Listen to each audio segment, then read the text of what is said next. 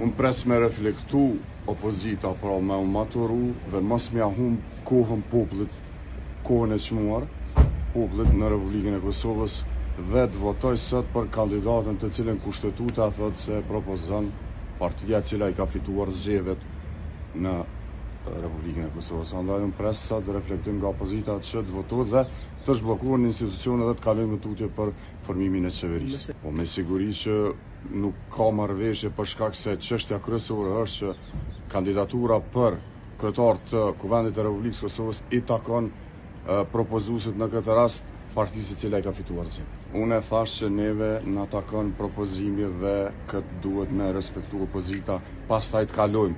Nëse i kanë votat për qeveri, le ta zhbllokojnë çështjen e kryetarit Kuvendit.